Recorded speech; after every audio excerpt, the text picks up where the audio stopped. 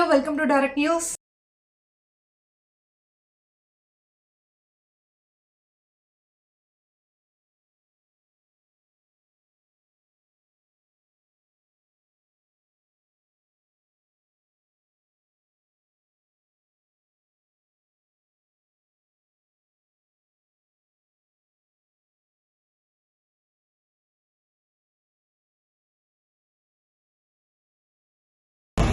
ఈరోజు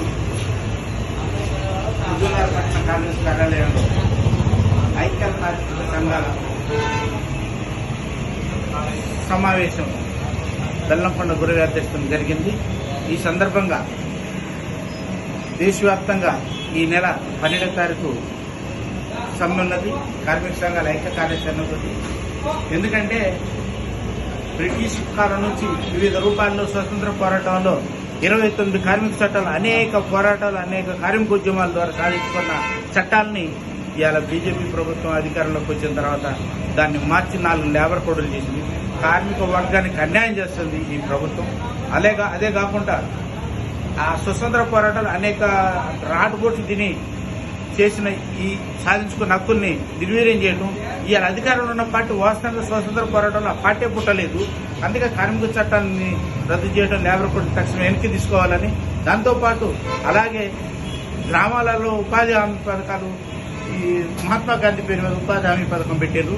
దాన్ని ప్రధానంగా ఇవాళ గ్రామాల నుంచి పట్టణాలకు వలసలు పోకుండా ఇవాళ అది ఎంతో ఉపయోగపడుతుంది.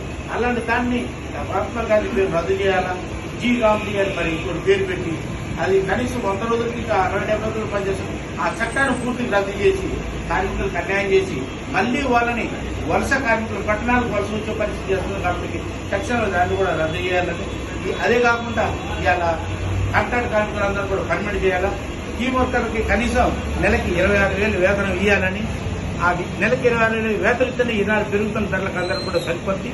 దాంతోపాటు కాంట్రాక్ట్ ఈ చుట్టుపక్కల పరిశ్రమ కాంట్రాక్టులు, పరిశ్రమలు, సిమెంట్ పరిశ్రమలు కూడా 90% పర్మిట్ ఉండాలి, 10% కాంట్రాక్ట్ కార్మికులు ఉండాలి. అది రివర్స్ అయిపోయింది.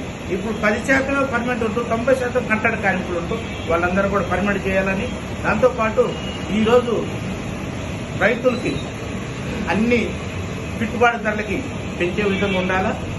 దాంతోపాటు ఈ కార్మిక సంఘాల పిలుపుకి రేపు పరిశ్రమల యాజమాన్యాలు అందరూ కూడా ఈ దేశవ్యాప్తం జరిగే సమ్మెకి మద్దతు ఇవ్వాలని, 12వ తారీఖు మద్దతు చేసి ఈ ప్రభుత్వం చట్టాలు ఏంటి తీసుకున్న వారికి పోరాటం చేయాలని, ఈ కార్మిక సంఘాల ఐక్య వేదిక నాకు ఇచ్చిన పర్మిషన్కి వాళ్ళకి ధన్యవాదాలు తెలియజేస్తూ